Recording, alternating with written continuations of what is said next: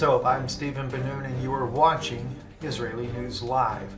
Russia has been making a deal with Iran to offer them a new anti-ballistic missile system. It is called the Anti-2500 anti-ballistic missile to replace the less powerful S-300 anti-aircraft missile system. As reported on TASS news agency in Russia, says the head of the Russian state conglomerate Rostec said on Monday, adding that Tehran was now considering the offer. Speaking at an international arms show in Abu Dhabi, capital of the United Arab Emirates, Sergei Khomezov noted that conflicts in the Middle East had helped boost Russian arms sales. I don't conceal it, and everyone understands this. The more conflicts there are, the more they buy off weapons from us. Volumes are continuing to grow despite sanctions.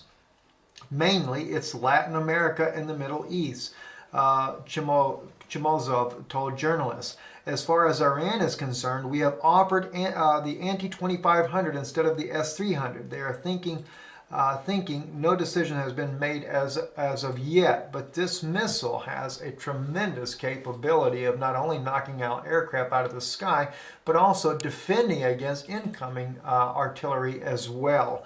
But I want to bring this out to you because probably a more important news, a very serious news article that was on Israel's national news called Arutz Sheva is an article entitled "Iran is deployed planning war along Israel's northern border."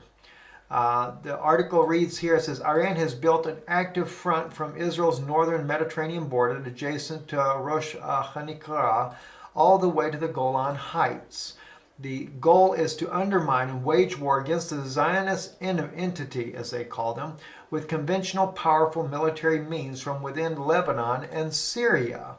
So says Yigal Karman, counterterrorist advisor to Prime Minister Yitzhak Shamir and Yitzhak Rabin, a founder and president of the prestigious Middle Eastern Media Research Institute. He went on to say, Iran has taken advantage of the chaos in the Middle East to form a united front from Tehran through Baghdad, Syria, and Lebanon. Carmen told Kol Yisrael public radio on Monday it has turned Syria into Hezbollah's state for this purpose and is making inroads into the PA-controlled areas in Judea and Samaria and Gaza for this very purpose.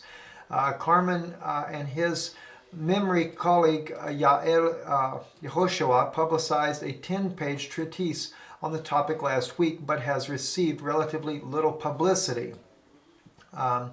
Iran has several objectives, Carmen explained. These include deterring Israel from attacking Iran's nuclear capabilities, capturing the Golan from Israel, and the like. But these are sub-objectives. Their main goal is ultimately to destroy Israel.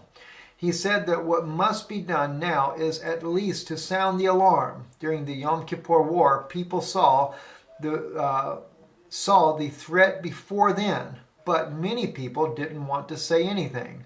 We must not make the same mistake again, he states in here. Despite the tensions between Israel and the U.S., Carmen said the Americans listen very carefully to what Israel has to say in these areas. We must warn about this from every rooftop. Everyone knows already about the nuclear threat, but this is something new and more immediate and acute in many respects. And of course, we can see because the Iranian soldiers have been already both in Syria and on the Hezbollah's Israel's northern border with Hezbollah. We've seen photos that they have published on their own news sites showing that they're there. Of course, Israel killed one of their generals while he was there.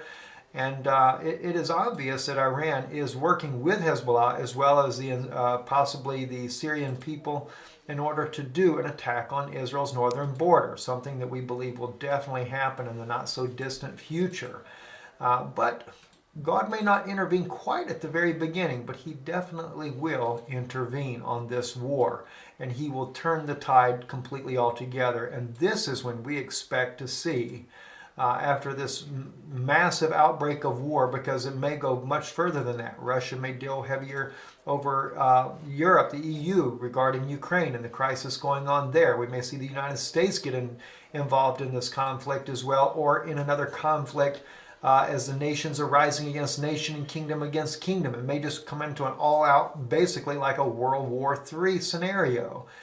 And then, when peace and calm begins to be restored, this is when you'll see a turn in the tide. Perhaps then we will see the house of Israel returning back to Jerusalem along with their brethren and many other Gentiles that will follow with them. I'm Stephen Ben-Nun with Israeli News Live. Shalom.